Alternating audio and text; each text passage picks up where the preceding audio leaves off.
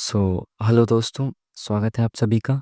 तो आज हम लगाने वाले हैं आरआरबी एनटीपीसी का mock test, live mock test, जो कि इस वक्त टेक्स्ट बुक की वेबसाइट पर चल रहा है, आरआरबी एनटीपीसी विजय मेगा लाइव टेस्ट के नाम से। ठीक है जी। तो जैसा कि आप सभी लोग जानते हैं, और जो लोग नहीं जानते मैं उनको बता देता हूँ कि यहाँ पे मैं आपको प्रोवाइड करूँगा मॉक टेस्ट का सॉल्यूशन। ठीक है, आपके सामने ही मॉक लगाते हुए।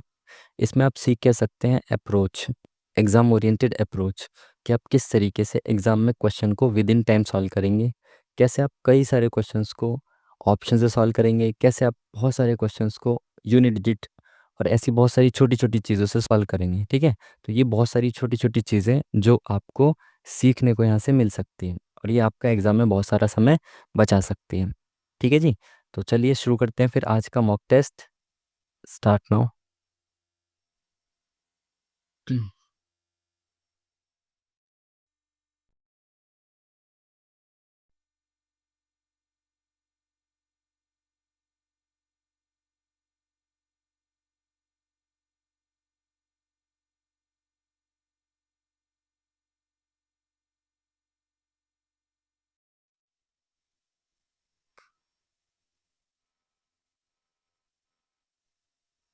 चलिए, तो फर्स्ट ऑफ ऑल मैं आपको बता दूं, जैसे ही मेरा नकली वाला मार्कर आएगा, ये मार्कर तब चलता है जब ये स्क्रीन पॉज हो जाती है। ठीक है ना।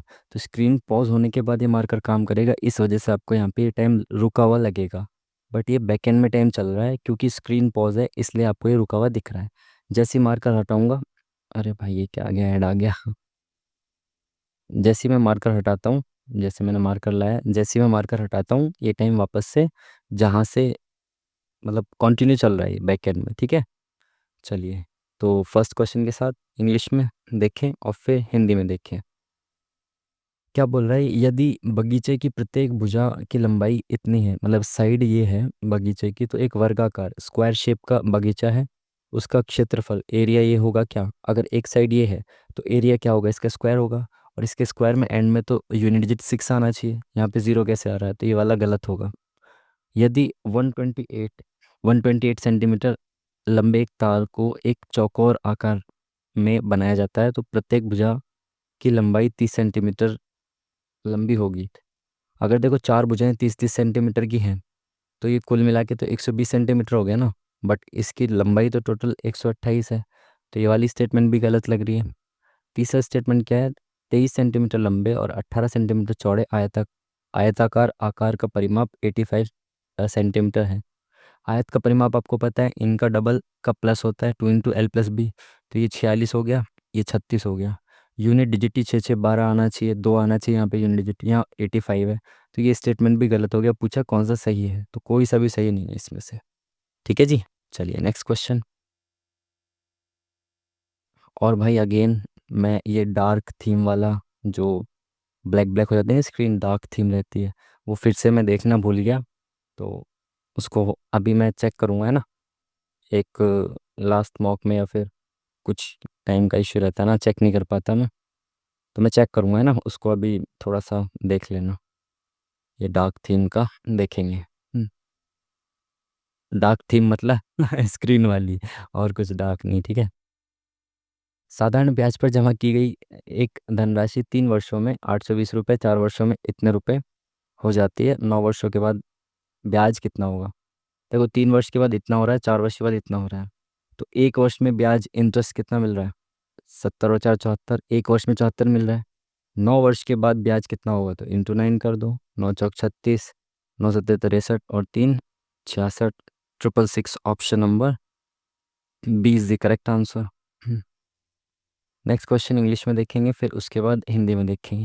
निम्नलिखित में से कौन भारतीय संविधान की गैर संघीय विशेषता है। ठीक है, जो फेडरल स्ट्रक्चर को नहीं दिखाती, नॉन फेडरल फीचर बताना है आपको, इसमें से कौन सा है। तो ये जब भी एकल शब्द आता है ना, तो ये नॉन फेडरल होता है, इसको आप याद रखना इस तरीके से। बाकी बाकी तीन देख लेते हैं। तो स्वतंत्र न्यायपालिका फेडरल, बात लिखित संविधान फेडरल, शक्तियों का विभाजन तो फेडरल की सबसे बड़ी विशेषता है, तो एकल संविधान फेडरल की विशेषता नहीं है। ठीक है, इंग्लिश में देख लें आप, उसके बाद हिंदी में देख लें। कौन सी मानव शरीर के सबसे लंबी कोशिका है। सबसे लंबी कोशिका होती है तंत्रिका कोशिका। एक रॉकेट, इंग्लिश में देख लो भाई इसको पहले। एक रॉकेट पृथ्वी के गुरुत्वाकर्षण बल से बचने में सक्षम है, ये एक उदाहरण है न्यूटन का थर्ड लॉ। न्यूटन के थर्ड लॉ पे काम करता है पृथ्वी का रॉकेट, सॉरी, रॉकेट काम करता है न्यूटन के थर्ड लॉ पे। इंग्लिश और हिंदी। आईसीसी पुरुष ODI cricketer of the year 2024 का पुरस्कार किसे दिया गया है? 2024 में दिया गया था उमर जई को, है ना। ये तो आप सबने उसमें चैंपियंस ट्रॉफी में भी देखा होगा, कई बार कमेंटेटर्स ने बताया था, और शायद इन्होंने एक इनिंग भी खेली थी अच्छी सी उसमें, चैंपियंस ट्रॉफी में। जब मैच देखते थे तो सुनाई देता था ना, बताते थे कि भाई ये क्रिकेटर ऑफ द ईयर इसलिए बने हैं। चलिए इंग्लिश में देखें और फिर हिंदी में देखें। 2011 की जनगणना में प्राप्त अंतिम आंकड़ों के अनुसार भारत की साक्षरता दर, लिटरेसी रेट क्या है भारत की टोटल ओवरऑल? 74.04। और अलग अलग भी आपको पता होनी चाहिए कि मेल और फीमेल की कितनी है, ठीक है। इंग्लिश में देखें और उसके बाद हिंदी में देखें। निम्नलिखित में से कौन सा एक हड़प्पा शहर नहीं है? हड़प्पा लोथल हड़प्पा है, धोलावीरा हड़प्पा का स्थल है, मेहरगढ़ तो ये एंशंट उसमें आता है ना, उसमें सोतका को भी है, ये नवपाषाण काल का शायद स्थल है आई थिंक, तो ये नहीं होना चाहिए। इंग्लिश में देख लो और फिर हिंदी में देख लो। क्या व्यक्तियों के देश पलायन करने पर प्रतिबंध लगा देना चाहिए? तर्क इसके, मतलब ये क्वेश्चन दिया इन्होंने और बोला है कि इसके जो तर्क है ना, इनमें से कौन सा आपको स्ट्रांग लगता है इन तर्कों में से, ठीक है। तो वो कह रहा है कि हाँ लगा देना चाहिए, ये फायदेमंद है क्योंकि इससे प्रतिभा के बाहर जाने पर प्रतिबंध लगेगा। तो ये तो कहीं से कहीं तक भी लॉजिकल आपको लगता नहीं है ना, कॉमन सेंस से भी आप बता सकते हो कि क्यों लगाना बाहर जाने पर प्रतिबंध, और लगाएंगे भी तो इसलिए फायदेमंद है कि प्रतिभा बाहर नहीं जा पाएगी, है ना। आज के समय में ऐसा हो सकता है या पॉसिबल? मेरे हिसाब से तो पहला गलत होना चाहिए। नहीं, प्रत्येक व्यक्ति को अधिकार है कि वह जहाँ चाहे वहाँ रहे, बिल्कुल सही, ये दूसरा मेरे को सही लग रहा है। तो सेकंड, ऑप्शन नंबर थर्ड, जिसमें कि सेकंड वाला ही सही होना चाहिए। चलिए हिंदी में देखते हैं। आयत, इसका कलर बदल लेते हैं। एक आयताकार बोर्ड की लंबाई और चौड़ाई का अनुपात इतना है, चौड़ाई इतनी है, लंबाई बतानी है। ये भी कोई क्वेश्चन है क्या? ये लेंथ है, ये ब्रेथ है, तो ब्रेथ की जो माप है वो दे रखी है इतनी 20.5। 5 रेशियो की वैल्यू दे रखी है, 7 रेशियो की पूछ रहा है, तो 1 रेशियो की वैल्यू इतनी हो गई, इंटू 7 रेशियो की वैल्यू इतनी हो गई। 5 चौक 20, 5 एकम 5, 7 चौक 28, ठीक है। 28.7 इज द करेक्ट आंसर। चलिए option number C, next question. क्या बोल रहा है कि इंग्लिश में देख लो पहले इसको, फिर हिंदी में देख लो। क्या बोल रहा है? 1,33,500 रुपए के लाभ को इतने अनुपात में 3 भागीदारों में विभाजित किया गया, एक का हिस्सा बताना है। तो कुछ बहुत ज़्यादा लाइट क्वेश्चन नहीं पूछ लिया आज। भाई इस रेशियो में विभाजित किया गया है, तो पहले को 5, दूसरे को 7 और तीसरे को 3 मिले हैं। तो कुल मिला के कितने पैसे मिले हैं तीनों को? 7, 5, 12 और 3, 15।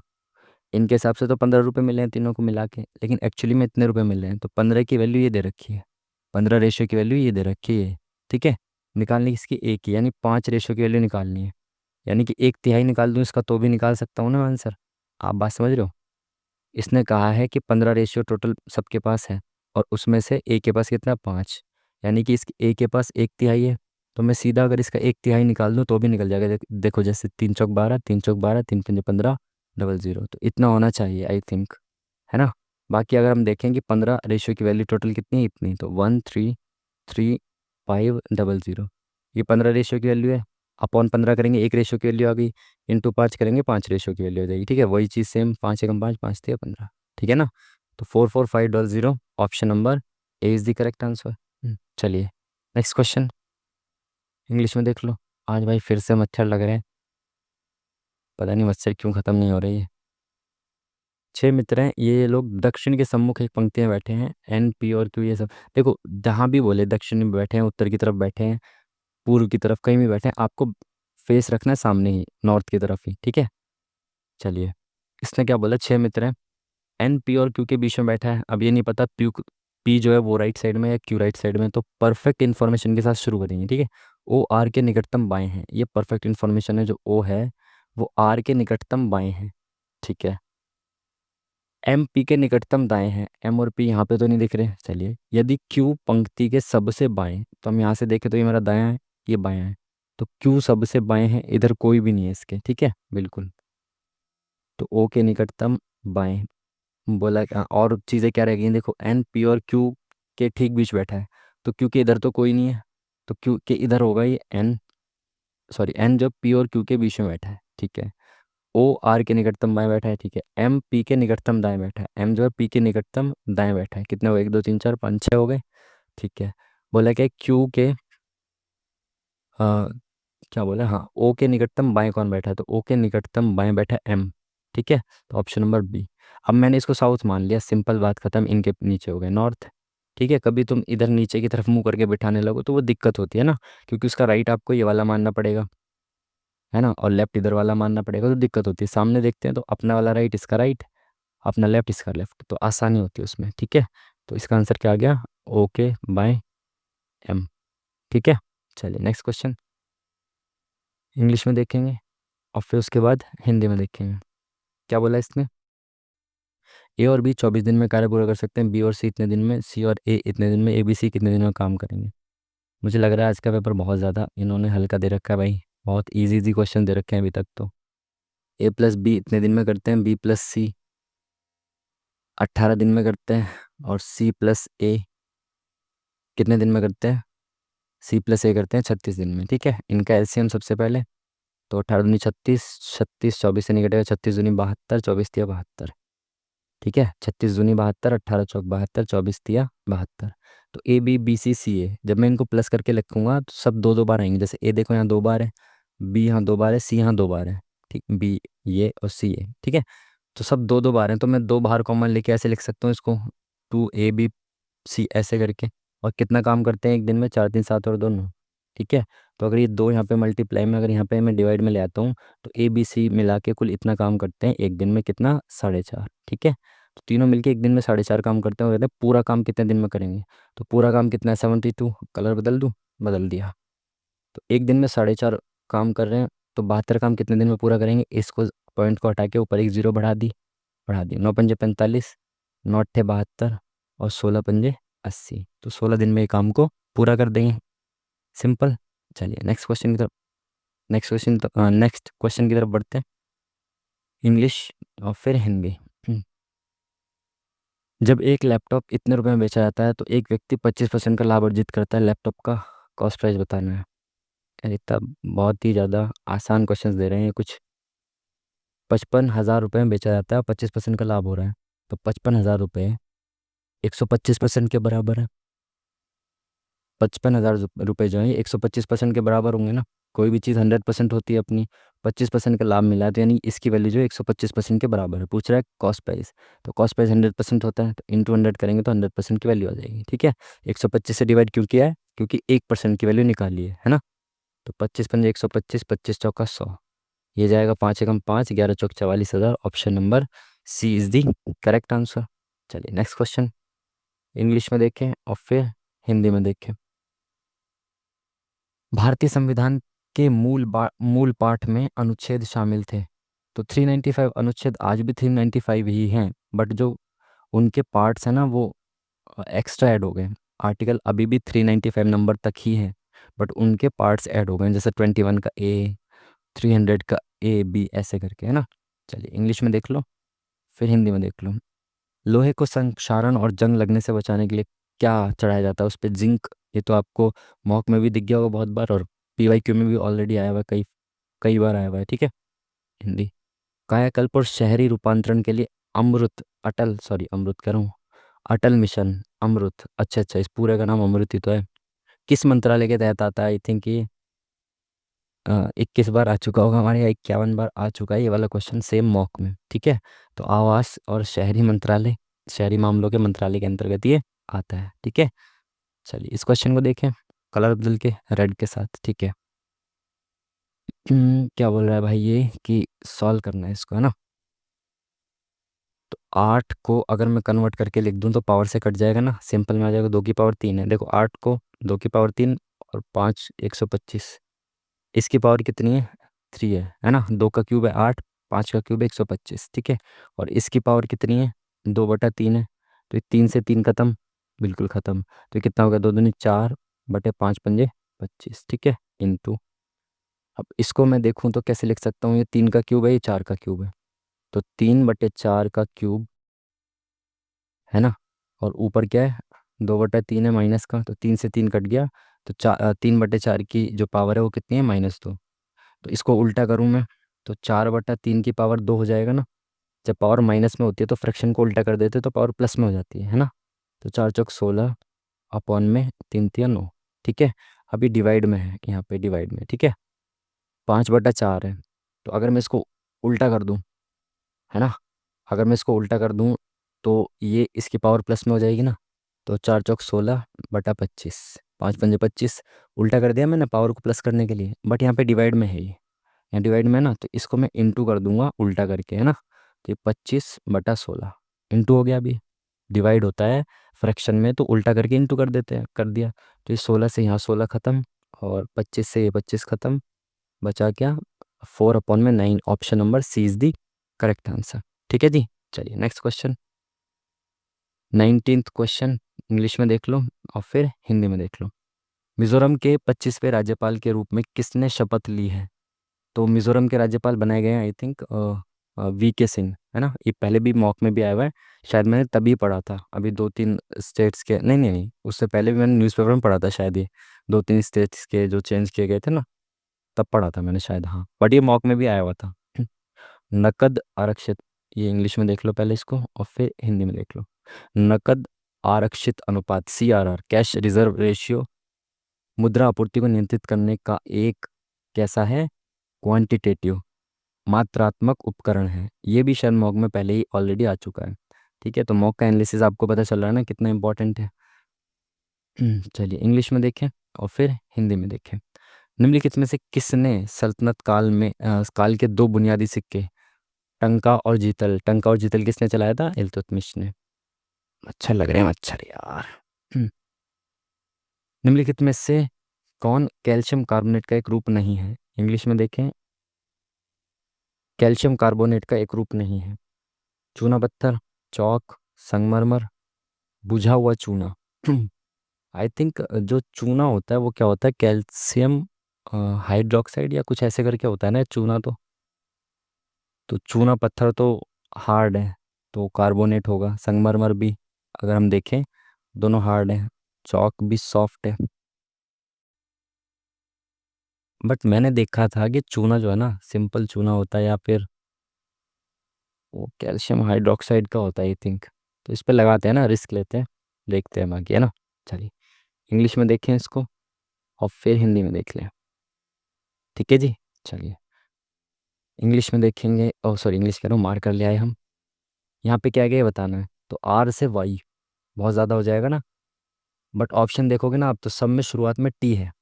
जब सब में शुरुआत में टी ही आना है तो मुझे पता है कि टी आएगा। जब ऑप्शन 4 है, 4 में से एक ऑप्शन ठीक है ना, तो मैं इसके इतने लंबे लंबे गैप को क्यों देखूं। फिर मैं आगे बढ़ूंगा ना डायरेक्ट, मुझे पता चल गया शुरुआत में तो टी आना है। ठीक है।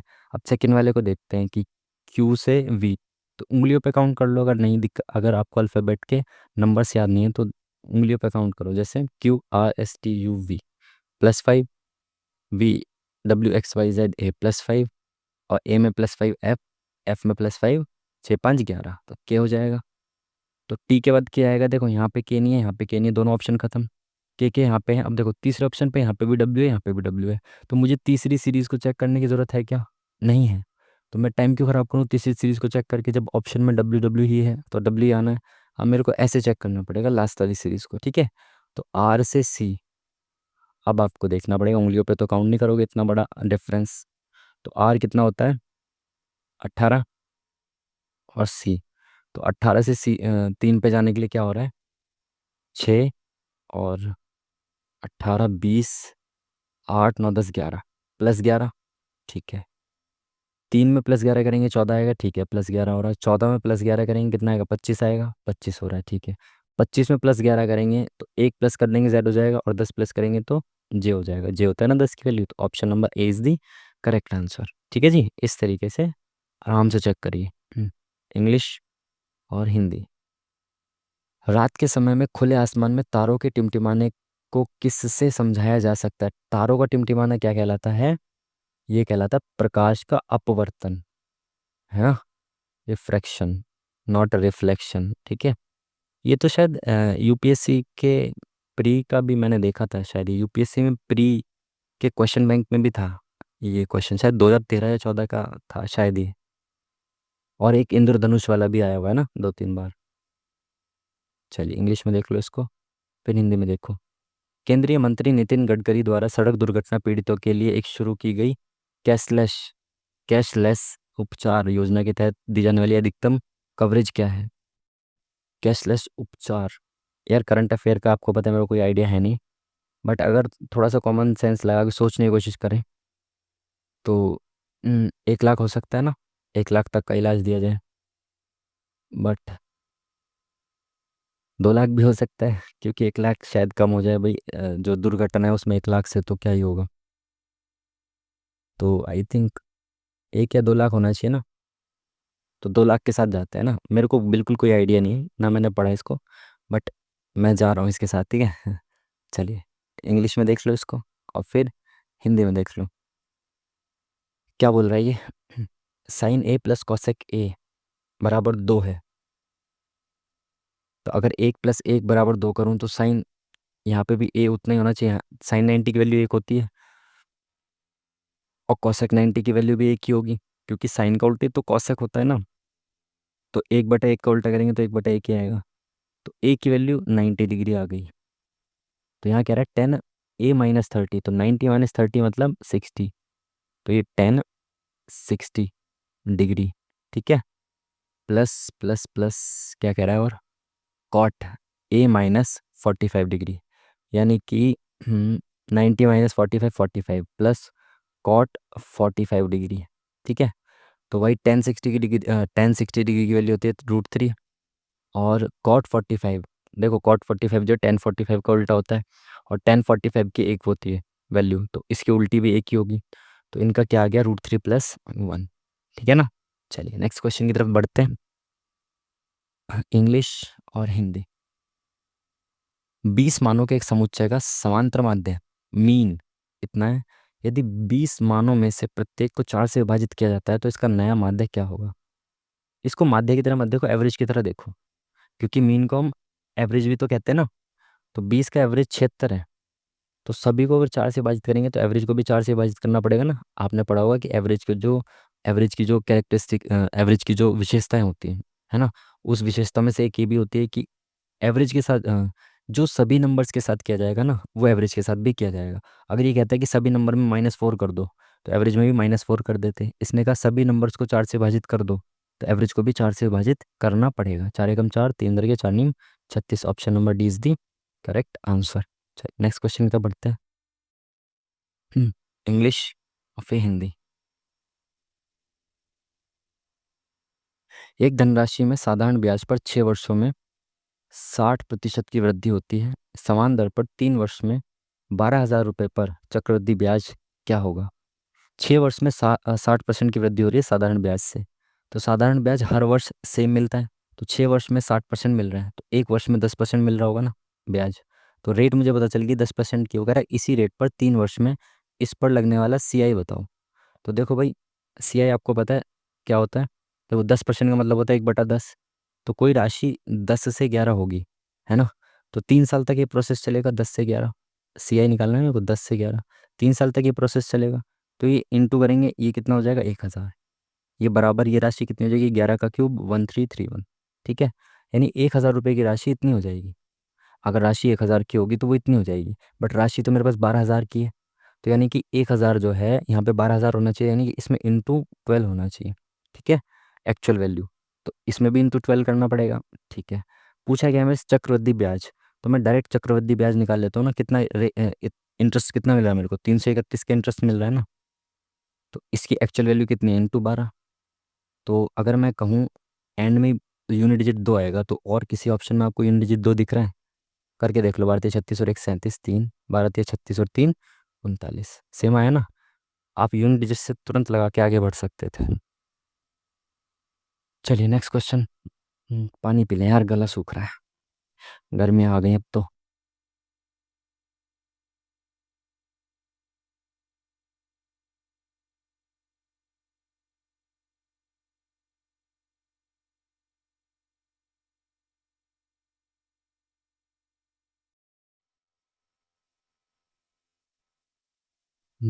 चलिए। क्या बोल रहे हैं, एम एन पर एक दर्पण रखा है, क्या मिरर इमेज बतानी है, यहाँ से मिरर इमेज बनानी है इसकी। मिरर इमेज हमेशा मैंने आपको बोला है कि ऑप्शन से चेक करिए, एलिमिनेशन से आप जाइए इस पे। लास्ट में एल है तो एल का उल्टा देखा, एल का उल्टा एल, ऑप्शन चारों ऑप्शन में, इसको चेक ही मत करो। देखो ए यहाँ पे, ए सब में ए है तो चेक ही नहीं करना, ऊपर एन सब में है, ओ सब में है, आई भी सब में है, टी भी सब में है, अब यहाँ पे ए है, टी के बाद ए, यानी कि यहाँ से लास्ट से एक दो तीन चार पाँच, पाँचवें नंबर पे क्या है देखना, एक दो तीन चार पाँच, तो पाँचवें नंबर पे छोटा ए है, इन तीनों में बड़े बड़ा ये काट दिया तो ये ऑप्शन सही हो गया, खत्म।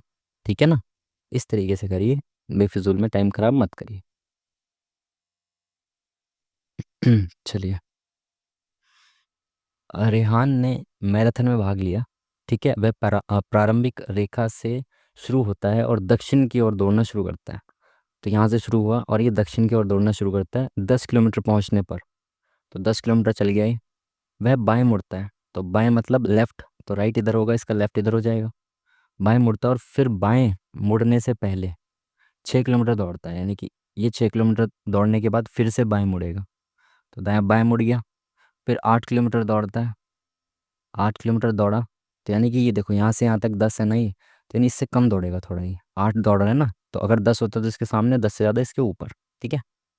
तो 8 किलोमीटर दौड़ता है और अपने दाएं मुड़ जाता है, तो फिर से ये दाएं मुड़ गया, 4 किलोमीटर दौड़ने के बाद, तो यानी 4 किलोमीटर दौड़ेगा दाएं मुड़ के, और 4 किलोमीटर दौड़ने के बाद बाएं मुड़ता है और 2 किलोमीटर के बाद समापन रेखा पे पहुंचता है। 4 किलोमीटर दौड़ गया, उसके बाद बाएं मुड़ता है, तो दाएं बाएं इधर मुड़ा, बायां, और 2 किलोमीटर चला, देखो यहाँ तक ऑलरेडी 8 था, तो ऊपर 2 मतलब इसके जस्ट सामने यहाँ पे रुकेगा ये, 2 किलोमीटर चलने के बाद। समापन रेखा प्रारंभिक रेखा से कितनी दूर है, तो यहाँ से यहाँ की डिस्टेंस बतानी है, तो ये तो 6 है और यहाँ पे ये 4 है, तो टोटल यहाँ से यहाँ तक की दूरी कितनी हो गई, 10। Option number C is the correct answer. चलिए, इंग्लिश और फिर हिंदी। निम्नलिखित में से किस शासक का उल्लेख प्रसिद्ध बौद्ध ग्रंथ मिलिंद पन्हों में राजा मिलिंद के रूप में किया गया है। तो मिलिंद जो है वो मिनांडर को ही तो कहा गया है, मिलिंद को ही तो मिनांडर कहते हैं ना वो, ये तो प्रीवियस ईयर में भी आया हुआ ऑलरेडी, काफ़ी बार आया है। चलिए, इंग्लिश।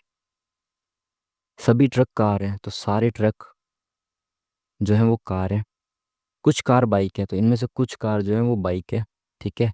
कंक्लूजन, कोई बाइक ट्रक नहीं है, ये तो वैसे बिना देखे ही गलत कर दो, ये दोनों पॉजिटिव वो हैं स्टेटमेंट, तो पॉजिटिव स्टेटमेंट्स का नेगेटिव कंक्लूजन नहीं हो सकता, ठीक है, तो ये गलत हो गया। कुछ ट्रक कार है, तो कुछ ट्रक कार है, जब सारे ट्रक कार है तो कुछ ट्रक भी कार है, तो ये वाला सही है।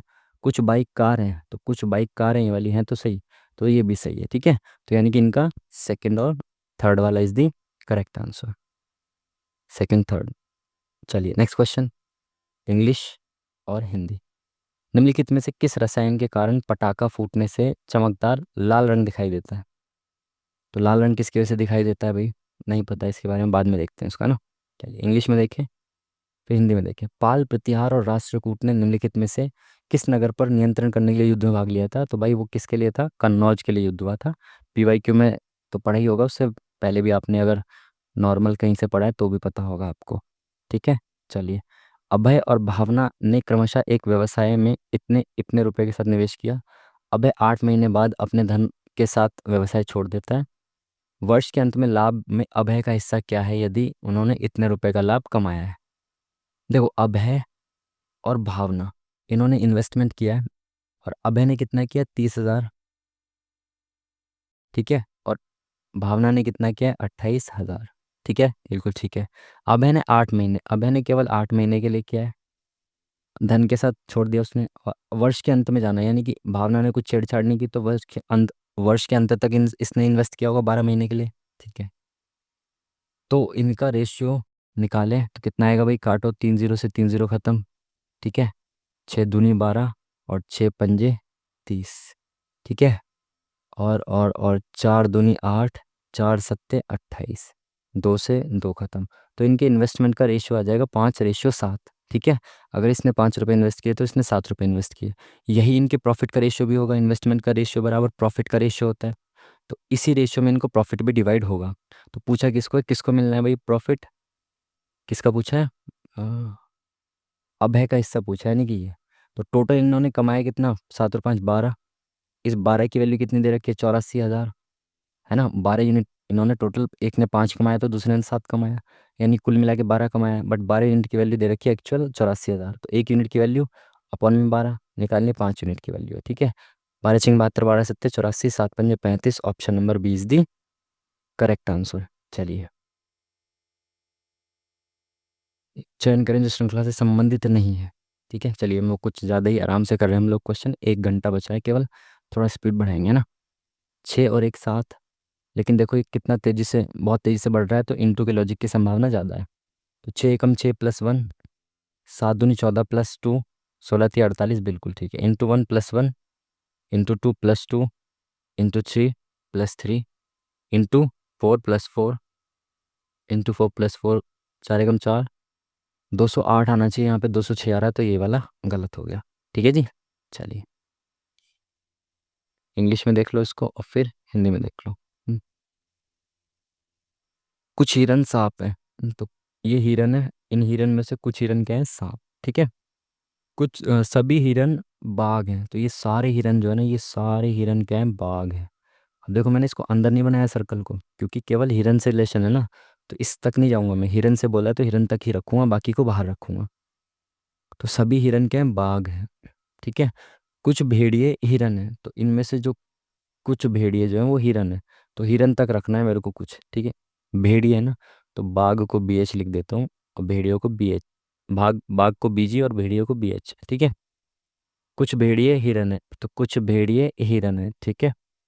अब क्या है? कुछ बाघ हिरन नहीं है। देखो, तीनों स्टेटमेंट पॉजिटिव है। जब तीनों स्टेटमेंट पॉजिटिव है तो कंक्लूजन नेगेटिव नहीं हो सकता। कुछ हिरन भेड़िए हैं, तो कुछ हिरन ये वाले, कुछ हिरन ही तो भेड़िए हैं, बिल्कुल हैं। तो दूसरा वाला ठीक है। कुछ बाघ सांप हैं, तो कुछ बाघ, जो सारे बाघ इसमें आ रहे हैं, तो ये वाले कुछ बाघ जो है वो सांप भी है, तो तीसरा भी ठीक है। तो 2 और 3 इज दी करेक्ट आंसर। चलिए, नेक्स्ट क्वेश्चन। आजा भाई आजा। प्राध्यापक, छात्र और खिलाड़ी, अगेन हम ये देखेंगे कि तीनों एक व्यक्ति हो सकता है क्या? अध्यापक छात्र हो सकता है क्या? जो किसी का अध्यापक है, प्राध्यापक है, प्राध्यापक प्रिंसिपल तो नहीं है, प्रोफेसर है, वो ऑलरेडी प्रोफेसर है, तो वो किसी का स्टूडेंट हो सकता है क्या? हो सकता है यार, वो भी तो स्टूडेंट ही रहा होगा किसी का। हो सकता है वो अभी भी किसी का स्टूडेंट हो, और वो खिलाड़ी हो सकता है, बिल्कुल। तो मेरे हिसाब से तो ये तीनों हो सकता है, कोई एक व्यक्ति। तो ये इस तरह का डायग्राम बनना चाहिए, और ऑप्शन में भी दे रखा है। बाकी अगर गलत होगा तो देख लेंगे इसको, ठीक है। चलिए, इंग्लिश में देखें फिर हिंदी में देखें। इसने बोला है, श्रृंखला में ऐसे कितने 3 हैं जिनके बाद 9 और जिनके पहले 8 है? 3 को देखना, बाद 9 पहले 8। 1, ये नहीं है। 2, 3, 3 ही दिख रहे हैं ना, बाद 9 पहले 8, बाद 9 पहले 8। बस 3 ही दिख रहा है मेरे को तो। Option number B is the correct answer. चलिए, इंग्लिश में देख लो इसको जल्दी से, हिंदी में। क्वेश्चन देखें, क्वेश्चन क्या कह रहा है? संगठन डी में महिलाओं की संख्या और संगठन ई में पुरुषों की संख्या का कुल योग, तो ये दे रखा है। और कुछ बोला है क्या क्वेश्चन में भी?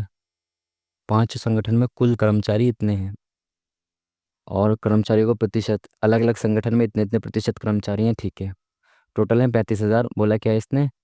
डी में पुरुषों, सॉरी, इसको लिख लेते हैं, टोटल कितने हैं भाई? 35,000 हैं, ठीक है।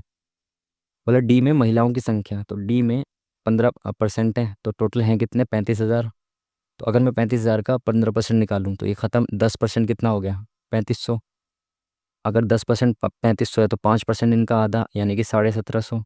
तो 0, 5, 7, 5, 12, 3 और 2 5, तो 5200 टोटल हो गए इसमें, ठीक है। और इसने बोला है पुरुष और महिला कर्मचारियों का अनुपात दे रखा है ना। तो पुरुष और महिलाओं का अनुपात दे रखा है ये। तो कुल मिला के 3 और 2 5 है, तो 5 की वैल्यू इतनी है। तो 5250 की वैल्यू कितनी है? 5 है, तो एक रेशियो की वैल्यू इतनी हो गई। निकालने किसकी है? शुरू में पुरुष है, बाद में महिला है, तो डी में किसकी? महिलाओं की निकालनी है, यानी कि 2 की वैल्यू निकालनी है। सॉरी, 3 की, महिला एंड में दे रखा ना, पुरुष पहले महिला बाद में। 3 की वैल्यू निकालनी है। तो 5 × 5 0, 5×5 = 25, 0। तो ये कितना हो गया? 150, 3,000, 150, ठीक है। अब दूसरे वाले पेन से करेंगे। ई में पुरुषों की संख्या, तो ई में पुरुषों की संख्या अब 14% है। तो भाई देखो, बेफिजूल में दोबारा 14% नहीं निकालूंगा मैं, मेरे को पता है 15% इतना है। 14% मतलब 1% घटा दूं इसका, तो 1% 2 जीरो हटा दूं, यानी 1% कितना हो गया, 350। तो अगर मैं इसमें से 350 हटा दूं, 250 गया, 100 गया, 4900 बचा। बिल्कुल। तो 4900 में से निकालना क्या है, पुरुष, तो पुरुष एक है और टोटल 4 है।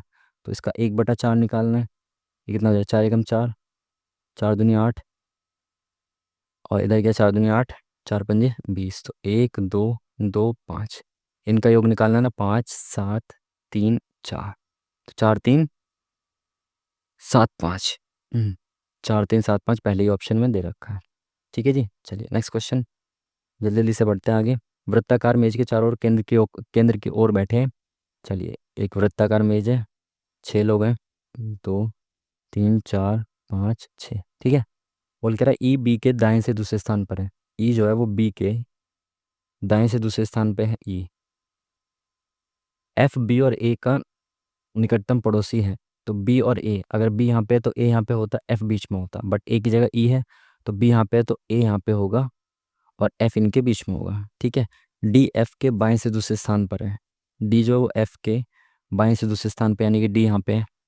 ठीक है। सी के निकटतम दाएं कौन बैठा है, सी कहाँ पे है, कहीं नहीं, तो यहाँ होगा सी। और इसके निकटतम दाएं ई, ऑप्शन नंबर बी। निकटतम दाएं ई, ऑप्शन नंबर बी। वाह। इंग्लिश में देखें और फिर हिंदी में देखें। किसने आत्मकथा in the of in the afternoon of time and autobiography, अच्छा, in the afternoon of time, Harivansh Rai Bachchan ji की बायोग्राफी है ये। मधुशाला इन्होंने कविता लिखी है बहुत प्यारी, आपने सुनी ही होगी। मदिरा ले जाने को घर से चलता है पीने वाला,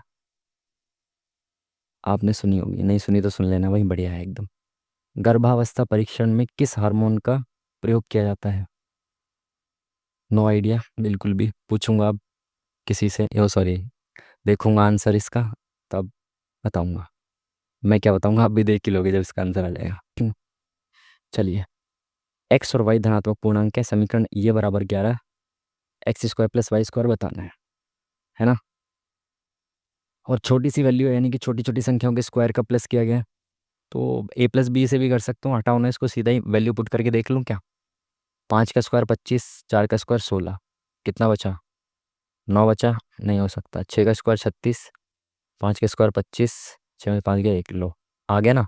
ये 6, ये 5, तो इन दोनों का सम बताना है। 6 5 11, 3 2 5 और 1 6, 61 is the correct answer. Value put करके देख लो, खत्म काम। बेसिक में कब तक आप करते रहेंगे। चलिए, इंग्लिश और हिंदी। मनुष्य में स्टार्च जैसे कार्बोहाइड्रेट का पाचन निम्नलिखित में से किस भाग से शुरू होता है। स्टार्च, मलाशय, अब मलाशय में पाचन खत्म होगा ना भाई। छोटी छोटी आंत, ग्रसिका, मुख गुहा, यानी ये माउथ की बात कर रहा है ये, कल कैविटी, बाद में देखते हैं इसका ना। चलिए, वित्तीय वर्ष में कर प्राप्तियों की अनुमानित अनुमानित राशि क्या है। भाई बार बार मॉक में पूछ रहा है, आप पढ़ लेना इसको, मैंने बिल्कुल नहीं पढ़ा हुआ अभी, ना करंट अफेयर को, ना बजट वगैरह किसी को भी, ठीक है। चलिए, 5 व्यक्ति एक ही वर्ष में विभिन्न महीनों में यात्रा करते हैं, जनवरी फरवरी मार्च अप्रैल मई। पी फरवरी में यात्रा करता है, पी जो है भाई वो फरवरी में यात्रा करता है, ठीक है।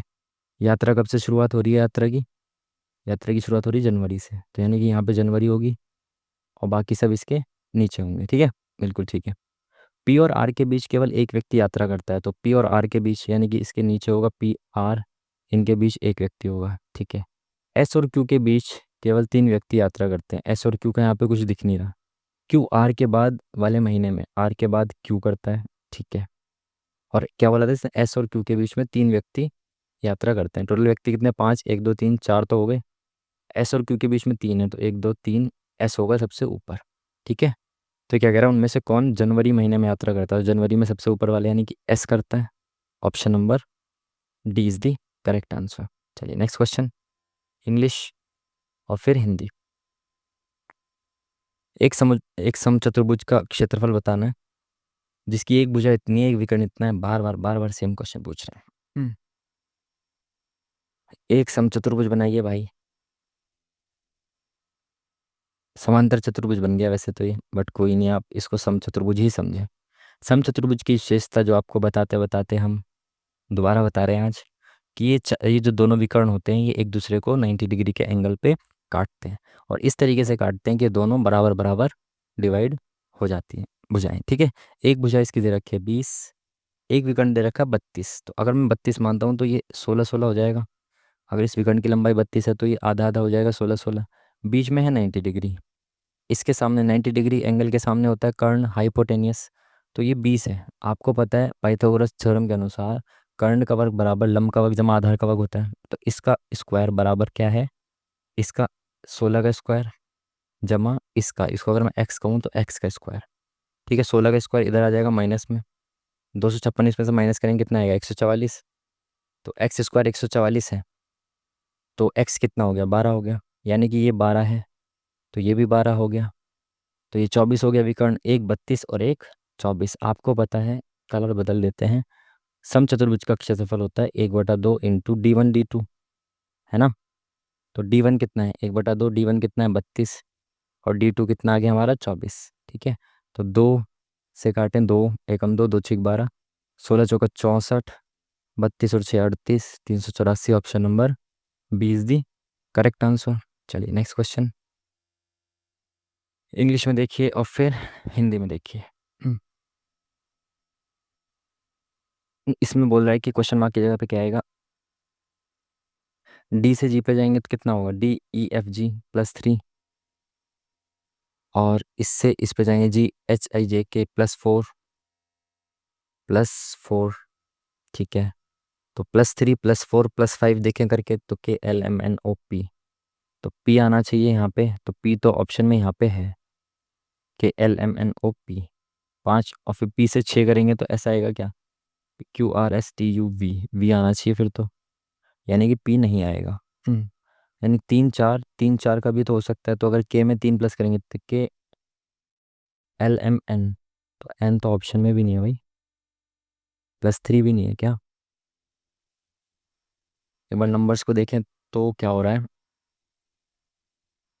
4 से 5 +1, 5 से 9 +4, अब इसमें क्या प्लस होगा भाई ऐसा, एक का स्क्वायर, दो का स्क्वायर, तीन का स्क्वायर प्लस करें तो 18 हो जाएगा, फिर 4 का स्क्वायर इसमें नहीं हो रहा प्लस, तो क्या प्लस कर रहा है भाई ये, +3 तो 4 प्लस कर दिया, अब 7 प्लस करेगा 9 और 7 16, तो अब 16 में 9 प्लस करेगा तो कितना हो जाएगा 25 हो जाएगा ना। क्या कर रहा है भाई ये, 4 और 1 5, 5 और 4, तो 5 में 4 प्लस कर रहा है, यानी कि पीछे वाला प्लस कर रहा है, 5 में 4 प्लस कर दिया ना, 5 में 4 प्लस कर दिया 9, अब 9 में अगर मैं पीछे वाला 5 प्लस करता हूँ तो 14, और 5 14, और 14 में 9 प्लस करता हूँ तो 23, 23 में 14 प्लस करता हूँ तो 37। भाई वाह, बहुत बेहतरीन, बहुत बेहतरीन लॉजिक। तो इन्होंने प्लस कर रखा है भाई 14, 14 आएगा यहाँ पे, बाकी तीन ऑप्शन में 13 दे रखा है, आई थिंक 14 ही आएगा ना। पीछे वाला प्लस कर रखा है 5 में, यहाँ पे 5 है, तो 5 में क्या प्लस किया पीछे वाला 4, 9 आ गया, 9 में 5 14 आ गया, 14 में 9 23 आ गया, 23 में 14 37 आ गया, तो भाई 14 ही आना चाहिए आई थिंक। चलिए नेक्स्ट क्वेश्चन, इंग्लिश हिंदी। 25,000 रुपये की मूलधन को 3 वर्षों के लिए चक्रवृद्धि ब्याज पर रखा जाता है, पहले जबकि पहले दूसरे और तीसरे वर्ष के लिए ब्याज की दर इतनी इतनी है, तो धनराशि क्या हो जाएगी। सिंपल सा क्वेश्चन है, बस कैलकुलेशन थोड़ी हो सकती है इसमें। 25,000 रुपये की राशि है, 3 वर्ष में चक्रवृद्धि ब्याज बताना है, तो ये पहले वर्ष तो 4% बढ़ी, तो यानी कि 104% हो गई अपना, ठीक है। ठीक है, दूसरे वर्ष 8% का इंटरेस्ट यानी कि 108% हो गई, तीसरे वर्ष 10% का मतलब 110%, यानी कि 11/10 हो गई, ठीक है। तो 3 जीरो से तो ये वाली 3 जीरो खत्म, ठीक है। 25 एकम 25, 25 चौका 100, 4 एकम 4, 4 दूनी 8, 4 सत्ते 28, ठीक है। ठीक है, कलर बदल दें इसका, बिल्कुल बदल दो। तो मल्टीप्लाई कैसे करेंगे, पहले इसकी 11 की और 104 की कर लें, तो 11 चौक 44 और 11 एकम 11, और फिर इसकी करते हैं 27 से, तो 7 चौक 28, 28 और 2 30, 7 एकम 7 और 3 10, 7 एकम 7 और 1 8, चार दूनी आठ, चार दूनी आठ, दो एकम दो, दो एकम दो। तो आठ, आठ, आठ, आठ वो तो 10, दो एक 3, 30,888, option number 1 is the correct answer. ठीक है जी, चल नेक्स्ट क्वेश्चन। बहुत स्लो चल रहे हैं भाई, जल्दी जल्दी से बढ़ना होगा हमें आगे। स्थिर पानी में नाव की गति, नाव की गति को आप एक्स कहते हैं। प्रवाह की गति, प्रवाह की गति यानी धारा की गति वाई की गति की 4 गुना है, यानी एक्स बराबर धारा की गति की 4 गुना यानी कि 4y है। ठीक है। उसे प्रवाह के प्रतिकूल 42 किलोमीटर दूरी तय करने में 7 घंटे लगते हैं। प्रतिकूल मतलब अपस्ट्रीम जाने में इसको 42 किलोमीटर, 42 किलोमीटर अपस्ट्रीम। तो अपस्ट्रीम जाने के लिए एक्स माइनस वाई करना पड़ता है, तो एक्स माइनस वाई। तो एक्स की वैल्यू कितनी दे रखी है, 4y। तो एक्स की जगह पे मैं 4y लिख दूंगा ना, ये दे रखी बराबर 7 घंटे लगते हैं। तो 4y में से ये एक वाई गया तो 3y बचा नीचे, और ये 3y इधर आ गया इंटू में। ठीक है। तो ये 7 या 21 हो गया, 21 नीचे आ गया इसके, 21 दूनी 42। तो y की वैल्यू आ गई भाई 2। y की वैल्यू 2 आ गई। अगर y की वैल्यू 2 है, यहाँ पे 2 रख दूँ, तो x की वैल्यू कितनी आ जाएगी, 4 दूनी 8। बोल क्या रहा है, इसको 36 किलोमीटर प्रवाह के अनुकूल, मतलब कि जो डाउन स्ट्रीम चलने में 36 किलोमीटर कितना टाइम लगेगा इसको। तो भाई 36 किलोमीटर जाना है, वो कितनी देर में जाएगा, नीचे क्या आएगा एक्स प्लस वाई, यानी 8 और 2 10। तो 3.6 आवर्स, 3.6 आवर्स मतलब 3 घंटे और 6/10, यानी कि 60, 6 6 36, 3 मिनट, 3 घंटे 36 मिनट। ठीक है जी, चलिए नेक्स्ट क्वेश्चन जल्दी जल्दी से देखें हम। एक व्यक्ति ने दिल्ली में एक मशीन इतने रुपए में खरीदी और उसे कोलकाता में इतने रुपए पर 15% की छूट देकर बेचा।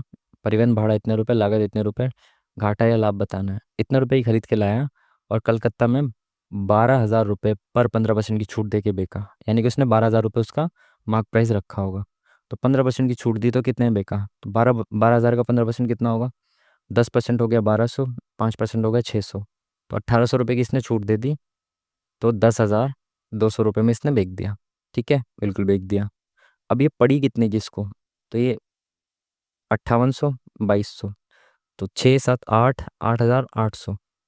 तो 8,800 रुपये की चीज़ उसको पड़ी थी और उसने कितने की बेच दी, 10,200 में। तो इसको कितने का फ़ायदा हुआ, तो 9,000, 10,000, 1200 और 2 1400। तो 1,400 रुपये का फ़ायदा हुआ इसको 8,800 रुपये पर। और इंटू 100 करेंगे तो एक 2 0 से 2 0 ख़त्म,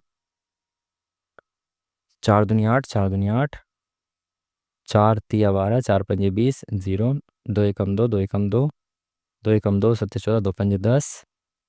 175/11 नहीं दे रखा, नज़दीकी पूर्णांक बोल रहा है, तो 11 एकम 11 और 6 इधर गया तो 65, यानी कि 11 6 66, 16 अप्रोक्स, ऑप्शन नंबर 20 दी करेक्ट आंसर। चलिए नेक्स्ट क्वेश्चन, इंग्लिश में देख लो और फिर हिंदी में देख लो। 5 अप्रैल 1 2 3 4 को सप्ताह का कौन सा दिन था। देखो इसमें आपको, अगर आपने देखा हो, काफ़ी फेमस ट्रिक है वो। एक वो कोड वाली ट्रिक आती है जिसमें आपको सभी मंथ के कोड, शताब्दी वर्ष के कोड, है ना, वो सब याद करने होते हैं। तो उसको अगर मैं समझाऊंगा ना अभी, तो काफ़ी टाइम लग सकता है, मेरे को लिख के सब कुछ बताना पड़ेगा। तो मैं इसको अभी एंड में देखता हूँ, है ना, फिर आपको अच्छे से समझाता हूँ पूरा विस्तार से। और अगर टाइम नहीं बचता तो टेंशन मत लेना, कभी और समझा देंगे। बाकी बचना चाहिए टाइम, आज पेपर उतना कुछ लग नहीं रहा। एंड में आ जाए तो कह नहीं सकते, क्वेश्चन अच्छे। एबीसी की क्षमता इतनी इतनी है, अच्छा मतलब इनका वॉल्यूम इतना इतना है कि इतने इतने इसमें भरी जा सकते हैं टंकियों में पानी। ठीक है, लीटर लिखा है ना, ठीक है। एबीसी को भरने के लिए एक पाइप के भरने की दर 7 मिनट प्रति लीटर, सॉरी 7 लीटर प्रति मिनट, 21 लीटर प्रति मिनट, इतना इतना है।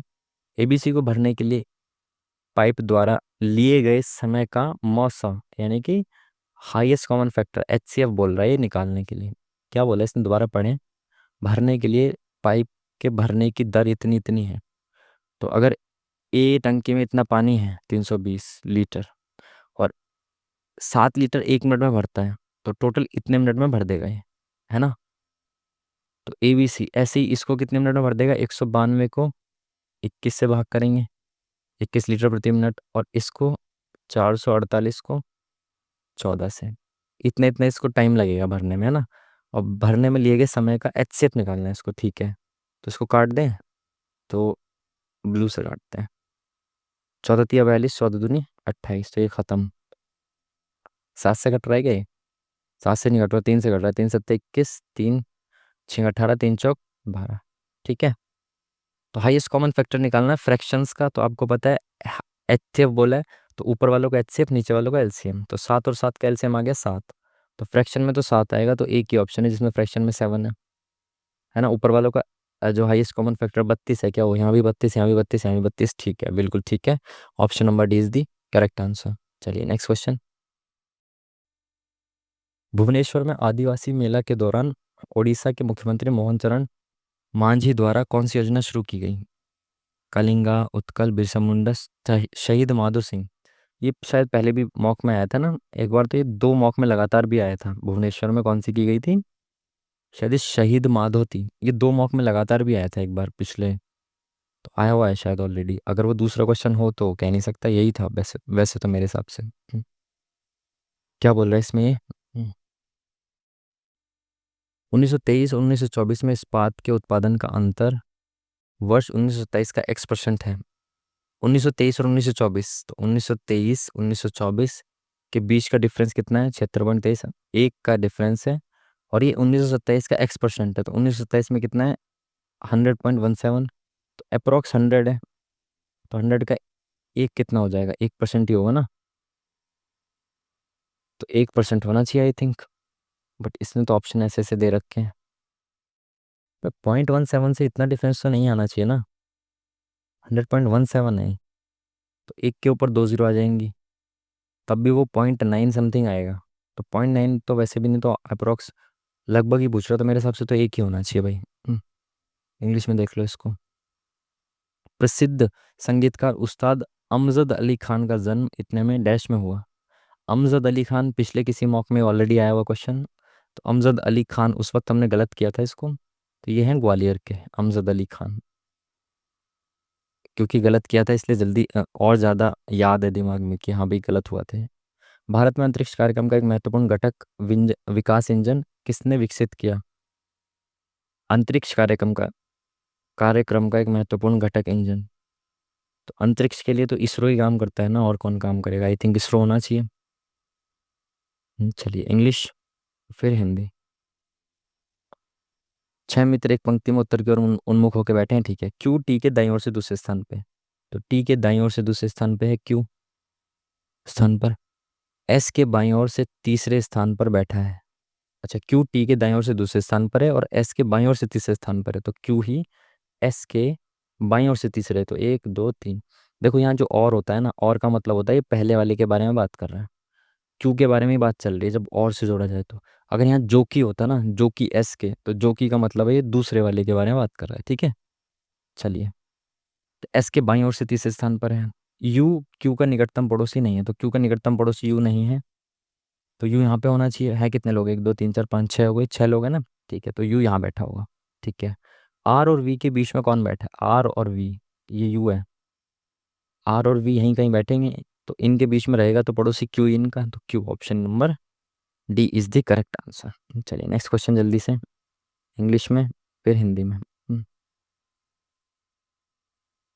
इन सब का मतलब अलग अलग है, तो भाई 120 प्लस, प्लस का मतलब क्या है? गुणा, तो 12। माइनस का अर्थ क्या है? माइनस का अर्थ भाग, 3। डिवाइड का अर्थ घटाओ, 4। इनटू का अर्थ योग, 2। माइनस का अर्थ भाग, 2। प्लस का अर्थ क्या है? गुणा, 1। ठीक है।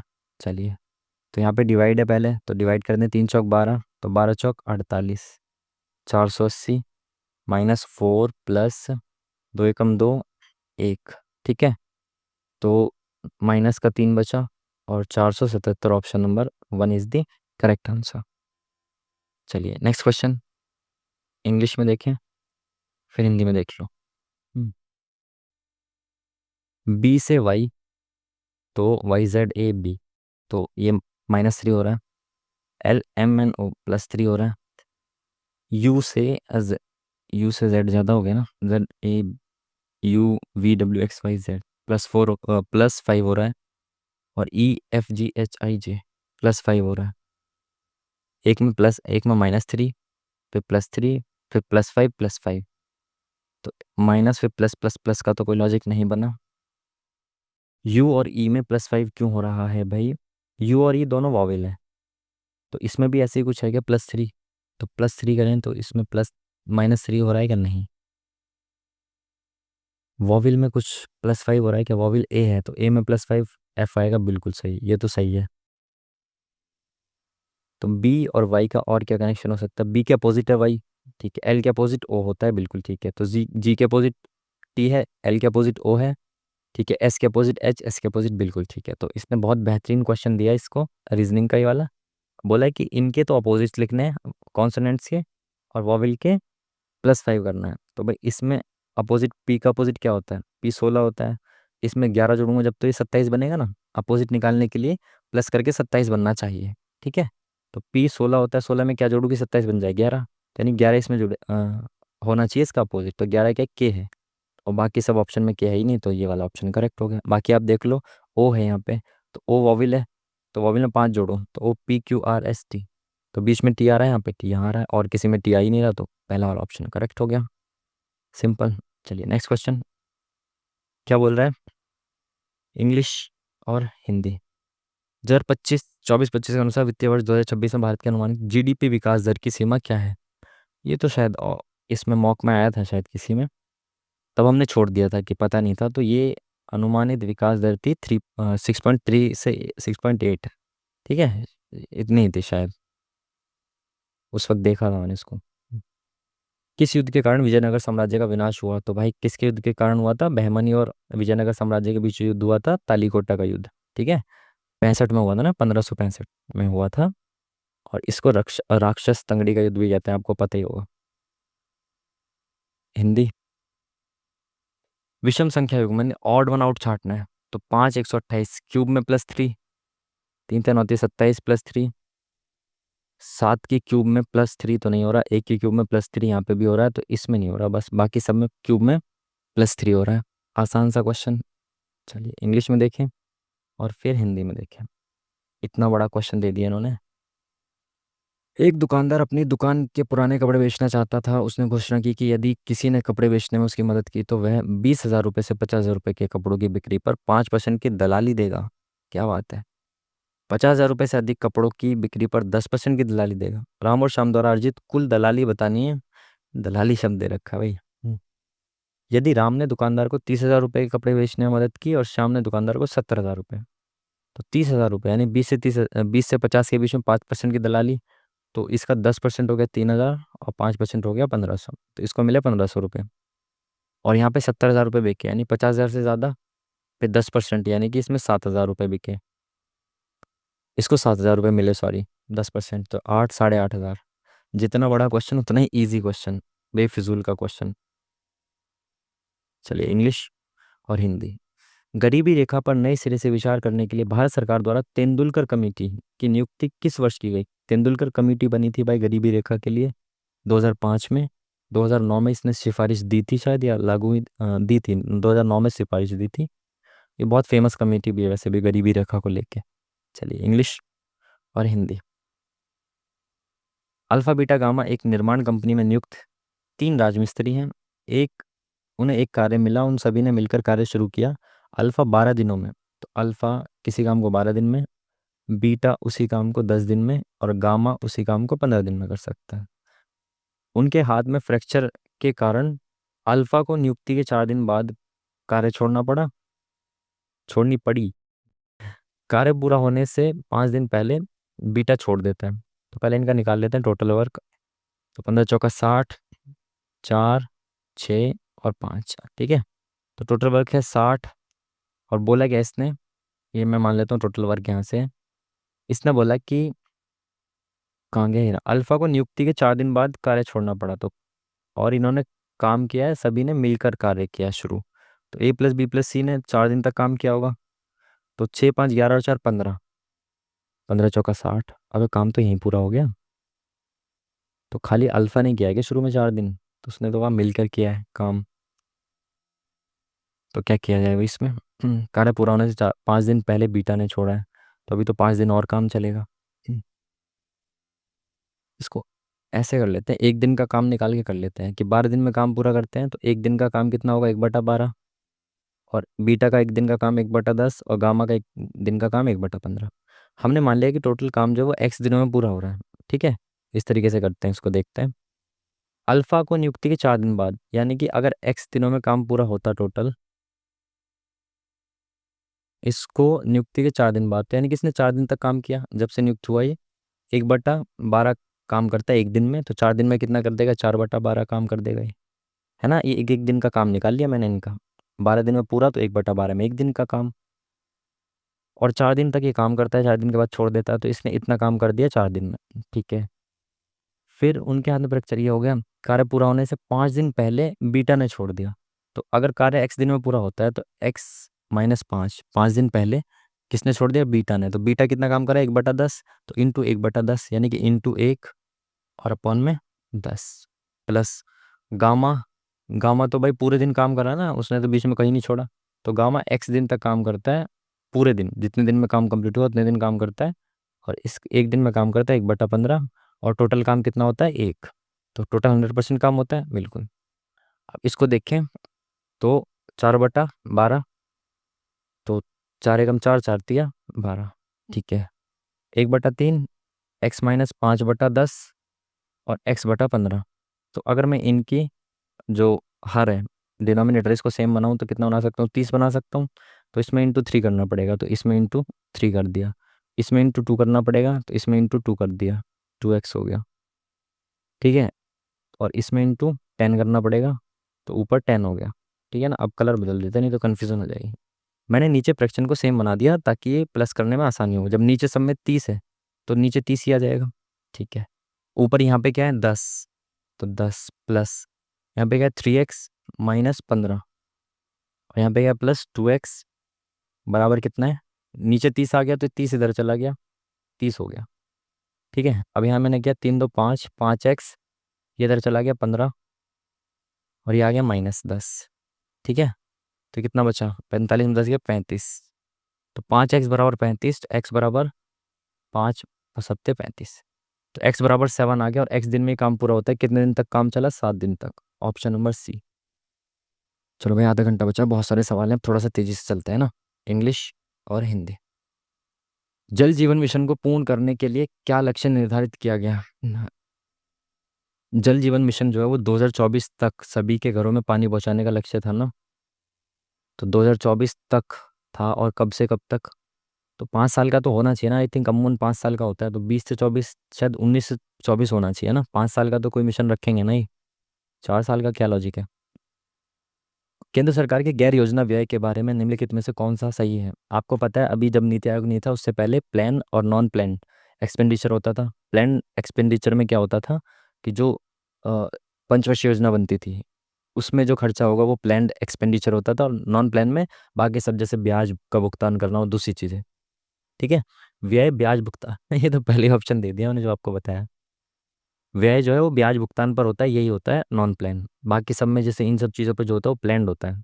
ठीक है ना, तो ब्याज वगैरह का भुगतान करने के लिए जो एक्सपेंडिचर होता है वो था, वो नॉन प्लान्ड होता था। ठीक है, चलिए इंग्लिश हिंदी।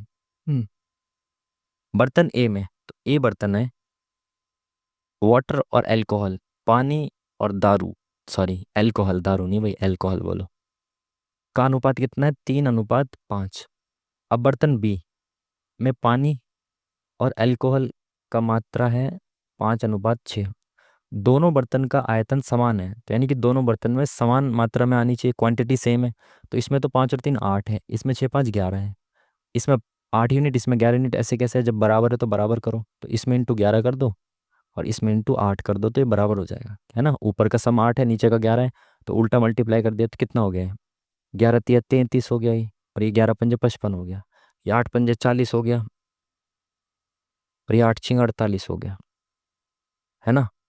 तो ये 88 हो गया, यहाँ भी 88 हो गया। ठीक है, इसने क्या बोला, दोनों बर्तनों का आयतन समान है, दोनों बर्तन से सभी तरल पदार्थ को बर्तन सी में मिलाया जाएगा, तो सी में पानी और अल्कोहल, यानी इनको मिला दिया, तो ये कितना हो गया, 4 3 7 और 3 8 5 13 5 4 9 और 1 10, तो मिला के टोटल कितना हो जाएगा, ये 73 रेशियो 103।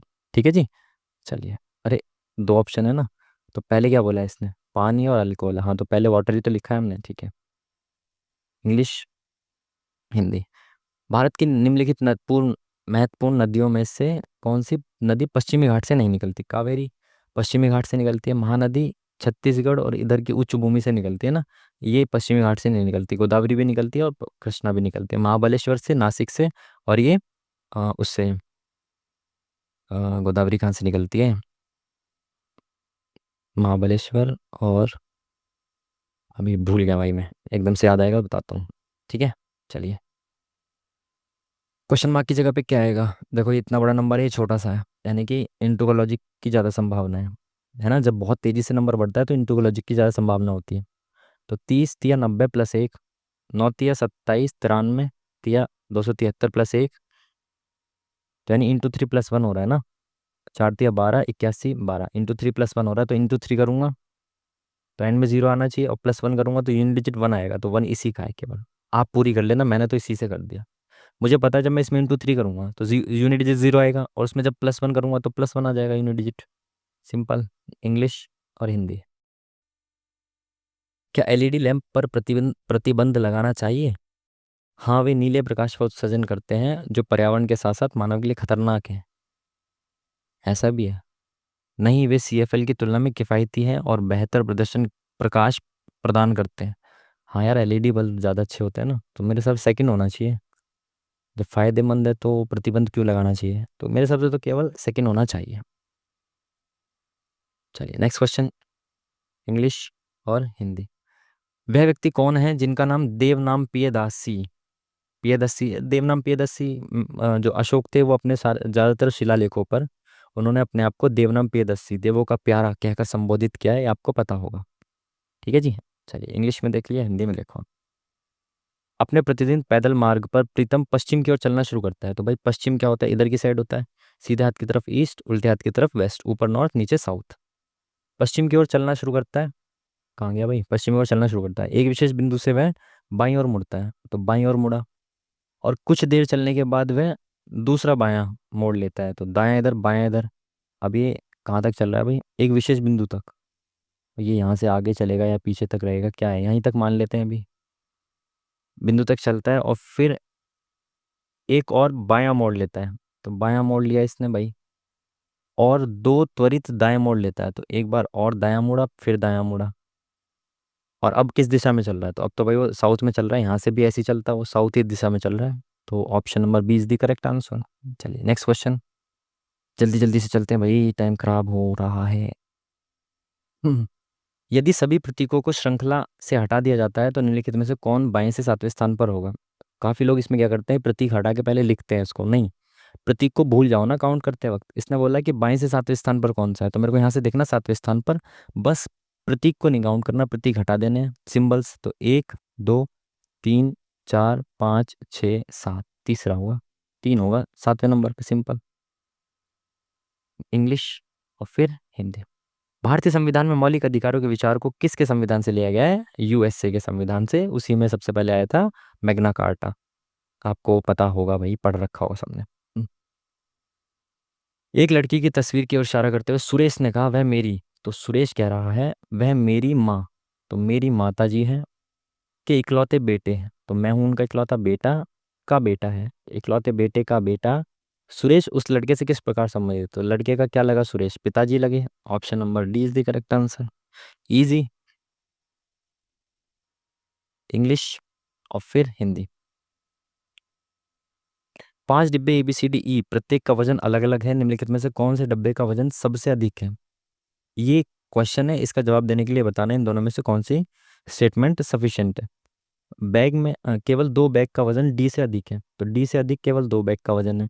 डी का वजन ई से अधिक है लेकिन बी से कम है, तो डी का वजन ई से तो अधिक है और बी से कम है, बी से कम है, तो 1 2 3 4, 4 हो गए, 5वें का तो पता ही नहीं कहाँ पे हो, तो खाली ये तो एक सफिशिएंट नहीं है। सी का वजन डी से कम है, तो सी का वजन जो डी से कम है लेकिन ई से अधिक है, तो जैसी इसने ये वाली बात बोली मुझे पता चल गया कि सबसे ज़्यादा वजन किसका होगा। ए का वजन डी से अधिक है लेकिन सबसे अधिक नहीं है, तो खाली बी वाली तो पर्याप्त नहीं है। एक बार देखें, सी का वजन डी से कम है, तो सी का वजन डी से कम है, लेकिन ई से अधिक है तो डी से कम है सी का वजन, और ई से अधिक है। ए का वजन डी से अधिक है तो डी से अधिक है ए का वजन, लेकिन सबसे अधिक नहीं है। सबसे अधिक नहीं है, इसके ऊपर होगा, यानी A B C D E. B है यानी बी का सबसे अधिक होगा, यानी खाली ये सेकंड वाली जो स्टेटमेंट है, ये खाली अगर केवल ये वाली स्टेटमेंट होती तो ये भी आंसर तक ले जाती। तो कथन दो पर्याप्त है आंसर देने के लिए। चलिए इंग्लिश और फिर हिंदी, 20 मिनट बचे हैं, जल्दी जल्दी से। गुप्ता, श्री गुप्ता अपने पुत्र शशांक से 26 वर्ष बड़े हैं, तो गुप्ता जी अपने पुत्र शशांक से 26 वर्ष बड़े हैं। शशांक की बहन गार्गी, अच्छा गुप्ता को जीयूपी लिख लेते हैं, गार्गी को जी लिख लेते हैं। गार्गी शशांक से 4 वर्ष छोटी है, तो शशांक से 4 वर्ष छोटी है। श्री गुप्ता की आयु गार्गी की आयु से 4 गुना है, तो गुप्ता जी की आयु गार्गी की आयु से 4 गुना है। तो मैं इसी से लिख लेता हूँ इसको कि गार्गी की आयु जो है, मैं इसको ऐसे मान लेता हूँ, गुप्ता जी की आयु है ना, गुप्ता जी की आयु गार्गी की आयु से 4 गुना ज़्यादा है। ठीक है, तो ये सारी स्टेटमेंट सेम हो जाएगी ये दोनों।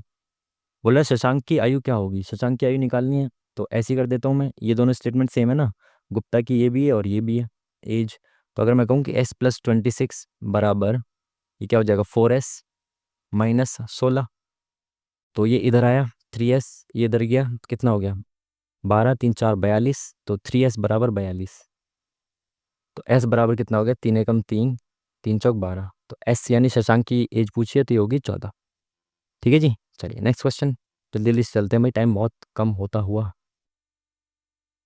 एक बिक्री में 2400 रुपये में अंकित मूल्य पर 35% की छूट है, लेकिन बिक्री केवल इतने रुपए पर की जाती है, तो ग्राहक को अतिरिक्त छूट कितनी दी गई। मतलब 2400 रुपये पर पहले तो 35% की छूट दी गई, लेकिन बेचा गया इतने में, यानी कि उसको एक्स्ट्रा कुछ और छूट दी गई, तो बताना कितनी दी। 2400 रुपये पर 35% की छूट, तो 10% बराबर हो गया 240, और 30% 240, जब 24 थी 72, तो 720 रुपये हो गए 30% के बराबर। 10% की वैल्यू है 240, तो 5% की वैल्यू होगी 120, तो इसको छूट कितनी मिली 0, 2 2 4 और 8, 840 रुपये की छूट मिली 2400 रुपये पर। तो भाई 2400 में से 900 घटाएंगे, कितना बचा 1500, 1500 में 60 जोड़ेंगे तो 1560, तो 1560 रुपये की बिकनी चाहिए थी 35% की छूट दे के, लेकिन बिकी कितनी है 1248 की।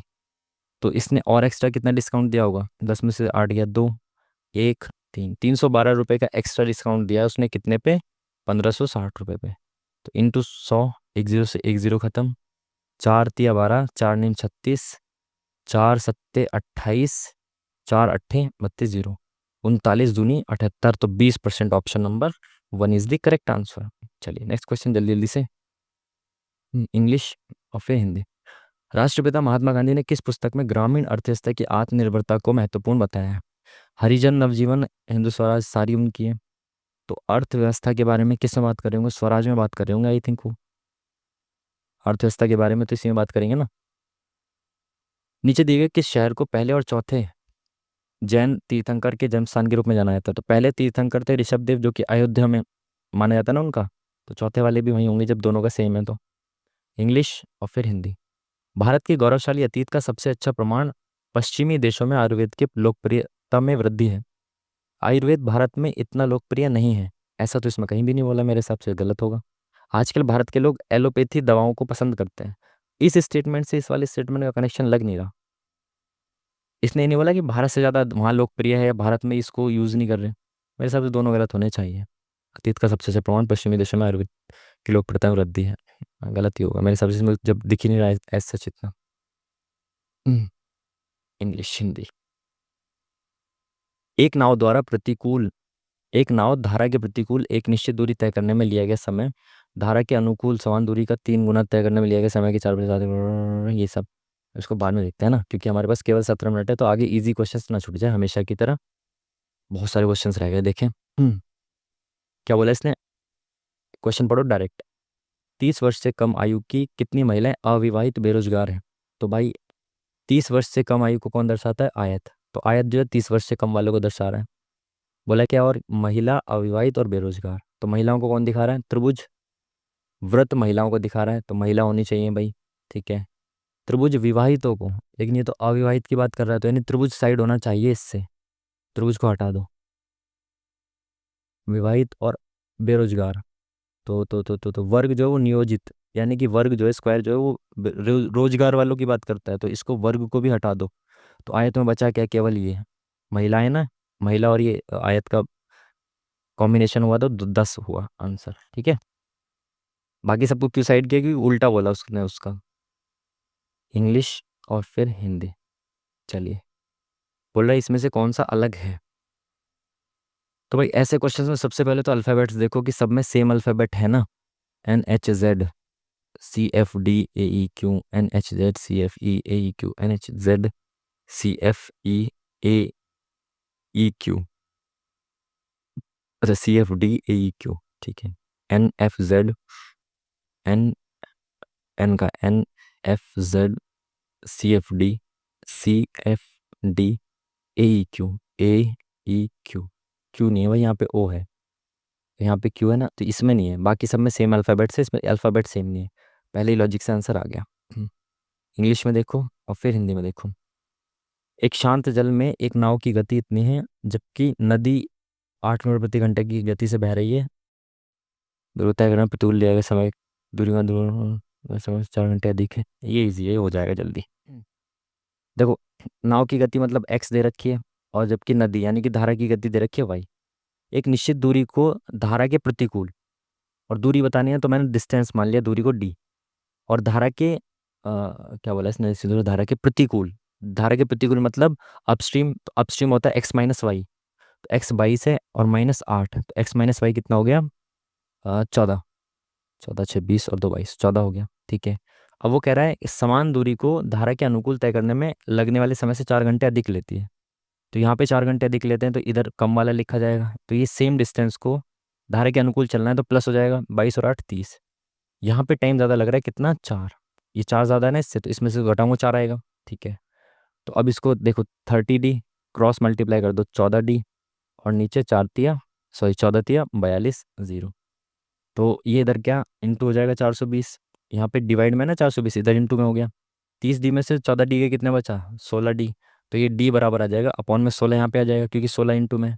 तो 4 चौक 16, 4 एकम 4, 4 एकम 4 0, 4 पंजे 20, तो 105 ऑप्शन नंबर 1 है ना। डिस्टेंस ही तो पूछा था, ठीक है।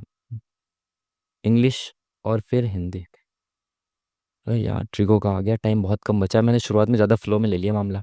5 मीटर ऊंचे एक प्लेटफॉर्म को शीर्ष, 5 मीटर ऊंचा कोई प्लेटफॉर्म है कि शीर्ष से किसी टावर का उन्नयन कोण, तो इसके शीर्ष से उन्नयन मतलब ऊंचा देखता हुआ एक कोण बन रहा है। उन्नयन मतलब ये वाला 30 डिग्री बन रहा है, ठीक है। यदि टावर का शीर्ष, टावर का है ना यहाँ, टावर 45 मीटर ऊंचा है, तो टावर की लंबाई जो है 45 मीटर है। तो बोल रहा है टावर से प्लेटफॉर्म की दूरी, तो ये वाली चीज़ बोलनी है, नीचे वाली बतानी है कितनी है। देखो टोटली 45 है, नीचे 5 है, तो ये हो गया 40, ठीक है। नीचे की वैल्यू बतानी है, ये क्या होगी, एक्स मान ली मैंने। तो अगर मैं इसको देखूँ, ये लंब है, नीचे आधार है, तो लंब बटा आधार होता है टेन थीटा। तो टेन थीटा यानी 1030 की वैल्यू बतानी है। तो 1030 की वैल्यू कितनी होती है, 1/√3। तो 40 अपॉन में एक्स, लंब बटा आधार बराबर 1/√3। तो ये √3 इधर चला गया, एक्स इधर आ गया, तो 40√3 option number C is the correct answer. Easy हो गया ये भी, ज़्यादा समय नहीं लिया इसने भी। चलो ऐसा सवाल आ जाना चाहिए जिससे कि जल्दी हो जाए। ये किस आकृति में दिख रहा है आपको, देखो भाई, पहली में दिख रहा है क्या, नहीं। दूसरी में दिख रहा है क्या, नहीं। तीसरी में दिख रहा है क्या, नहीं। चौथी में है क्या, चौथी में दिख गया ये रहा, ठीक है। चलिए नेक्स्ट क्वेश्चन। चीन युआन तुर्की क्या, युआन शायद चीन की मुद्रा है, बट तुर्की की क्या मुद्रा है ये मुझे नहीं पता। चीन की युआन है, चीन तुर्की की देखे चीन की पूछनी चाहिए थी यार। इंग्लिश और फिर हिंदी। 2025 के उद्घाटन खो खो विश्व कप में पुरुष और महिला दोनों ट्रॉफियां किस देश ने जीती।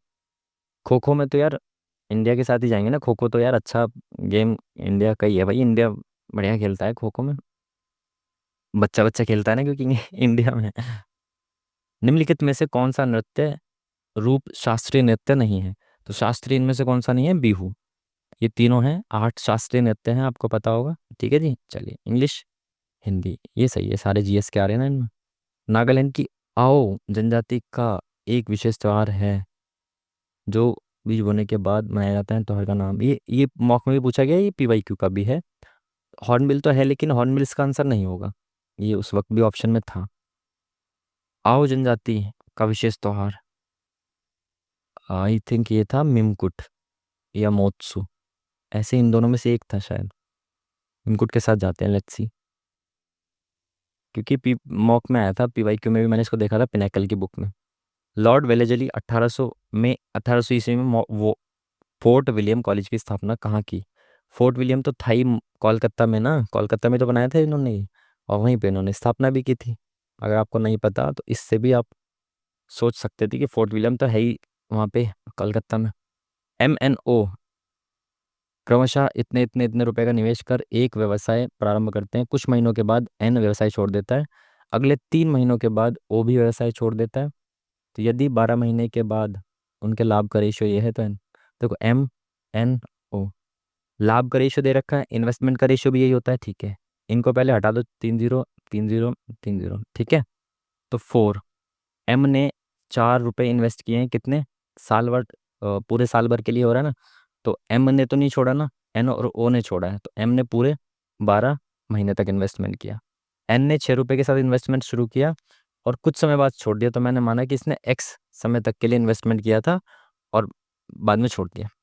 3 महीने बाद, तो X जैसे N गया उसके 3 महीने बाद, यानी कि ये 10 रुपए इन्वेस्ट कर रहा था और इसने X के जाने के इसके जाने के 3 महीने बाद, यानी इससे 3 महीने ज़्यादा तक इन्वेस्टमेंट किया, ठीक है। इनका रेशियो क्या दे रखा है?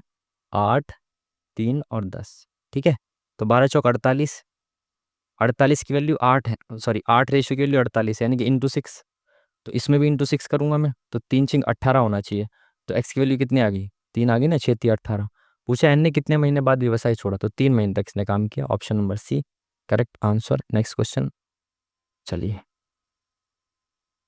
व्रत, कुल अंक 506, लेट्स सी।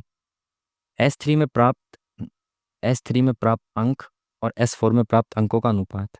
टोटल की जरूरत ही नहीं है, रेशियो इससे परसेंटेज से निकाल देंगे ना। एस थ्री कहाँ पे है ये? तो S3 है ये 24, और S4 कहाँ है? ये रहा 14। तो इनका रेशियो कितना हो गया? 2 एकम 2 दूनी 4, 2 सत्ते 14, तो 12:7। 12:7, option number D is the correct answer.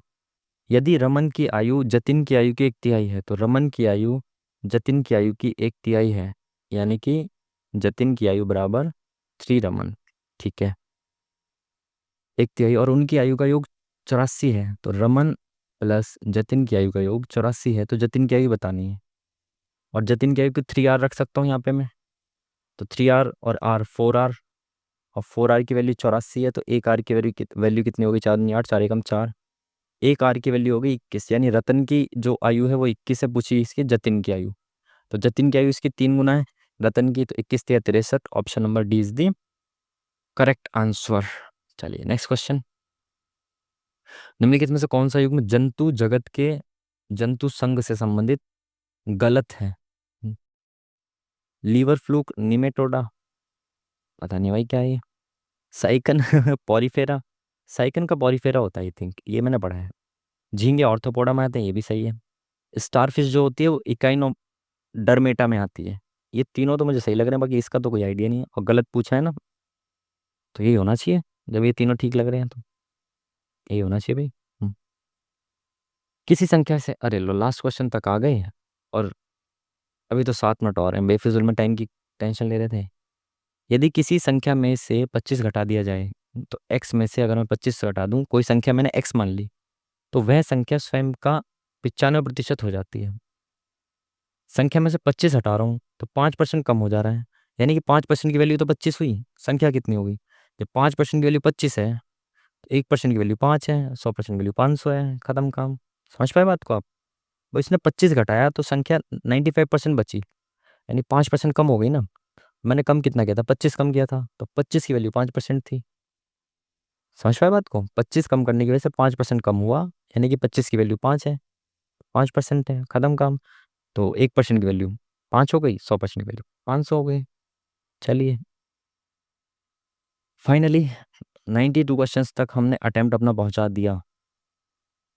अब देखते हैं कौन कौन से क्वेश्चंस हमारे बचे हैं इसमें। तो अभी हमारे पास 92 93 तक हम कर चुके हैं, तो 3 4 मैक्सिमम 3 4 सवाल में होगा, अगर डाउट होगा तो। ऑलमोस्ट सारे सही हैं, तो इस पे एक आधा तुक्का ले लेते हैं अब, है ना, और अच्छा हो जाएगा, सही हो जाएंगे तो। तुर्की की क्या होनी चाहिए? दीनार तो नहीं होती, पाउंड भी नहीं होती है, रियाल तो शायद दुबई वगैरह की ही है। लीरा। हम्म, रियाल तो शायद सुनी सुनी सी है ना ये। हम्म, लीरा। सी पे लगा दे, चलो सी पे देखते हैं ना, रिस्क लेते हैं हम। रियाल हालांकि मुझे लग नहीं रहा तुर्की की होगी। 85। ये मैथ का है ना, इसको करेंगे अभी। और क्या है ये 85 80? अबे यार, ये तो मेरे को समझाना था आपको पूरा। चलो इसको भी देखता हूँ, टाइम मिलता है तो। बाकी सारे क्वेश्चंस देख लेते हैं ना, ताकि एंड में हम हवड़दड़ में ना देखें। प्राप्तियाँ। मनुष्यों में स्टार्च जैसे कार्बोहाइड्रेट का पाचन निम्नलिखित में किस भाग से शुरू होता है? स्टार्च का पाचन किस भाग से शुरू होता है, किस भाग में शुरू होता है? मलाशय में तो नहीं होता, छोटी आंत ग्रसिका, इंग्लिश में देखते हैं इसको। गस ओइसोफेगस कैविटी, स्मॉल इंटेस्टाइन।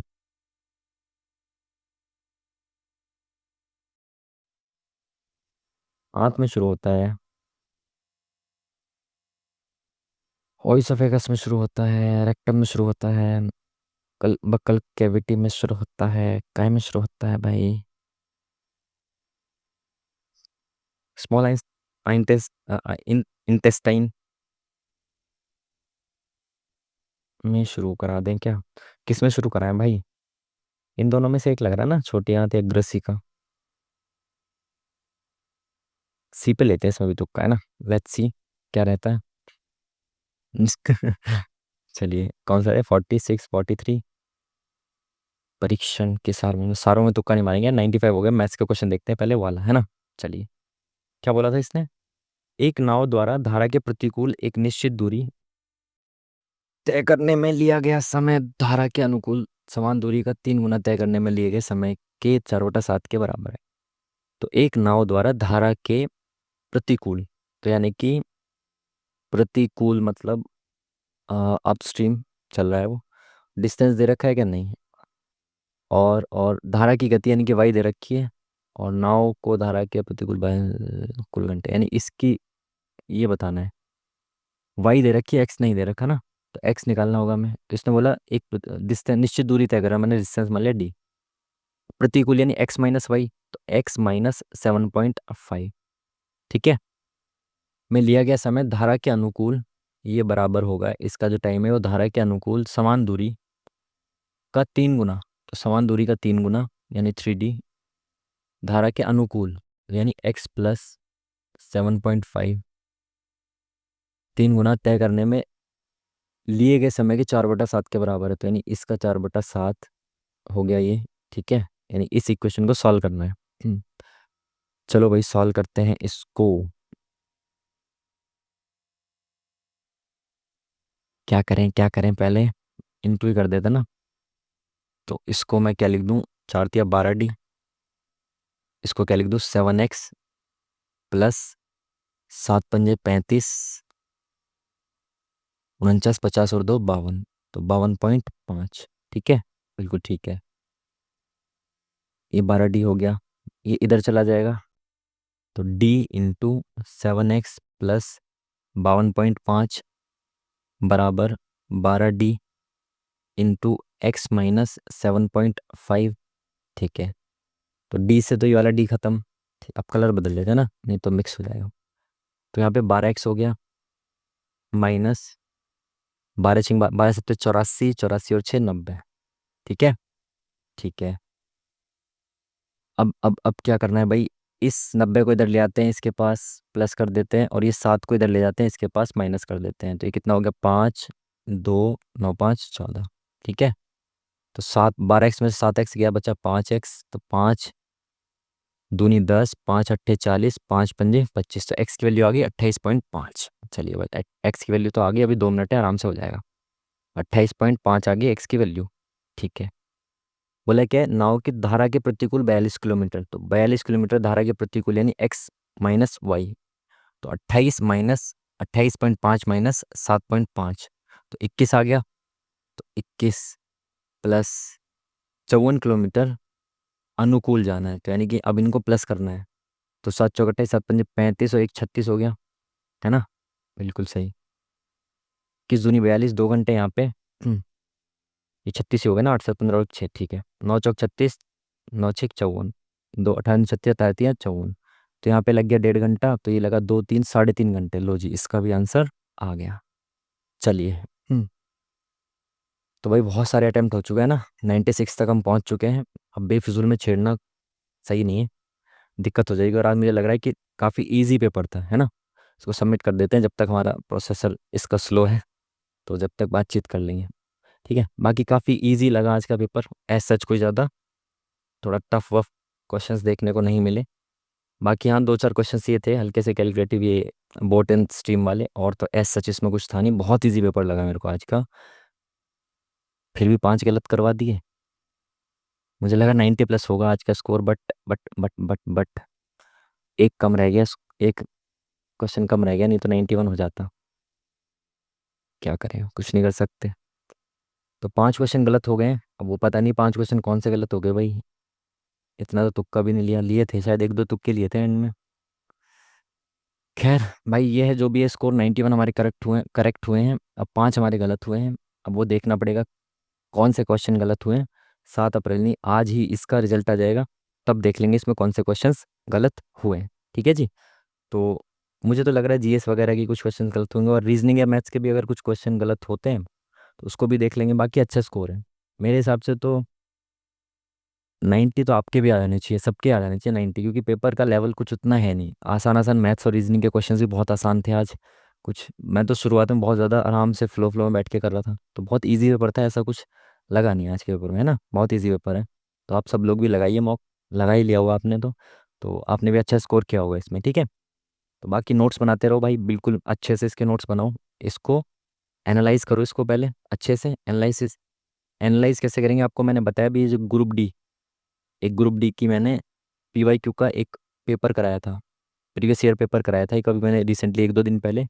उसके एंड में मैंने आपको आराम से बताया कि कैसे आपको मॉक को एनालाइज करना है। तो आप उस वीडियो को देखो मत देखो, पूरा देखो मत देखो, लेकिन एंड का 5 10 मिनट का सेक्शन उसका ज़रूर देखो। उससे मैंने आपको डिटेल, मैं कैसे उसको एनालाइज करता हूँ वो बताया है मैंने आपको। ठीक है, तो उसको ज़रूर देखना है कि कैसे आपको एनालाइज करना है इसको, हर एक क्वेश्चन को देखना है, हर एक क्वेश्चन को। जो सही हुआ है उसको भी देखना है, जो गलत हुआ है उसको भी देखना है, सब क्वेश्चंस को देख के आपको इसको एनालाइज करना है। ठीक है जी। और बाकी आपके जो भी सजेशंस होते हैं वो भी आप हमारे साथ शेयर कर सकते हैं। अगर आपके जेन्युइन सजेशंस होंगे, अच्छे सजेशंस होंगे, तो उनको मैं फॉलो करने की कोशिश करूँगा। तो तो चलिए फिर मिलते हैं आपसे नेक्स्ट वीडियो में, तब तक के लिए थैंक यू वेरी मच। नमस्कार।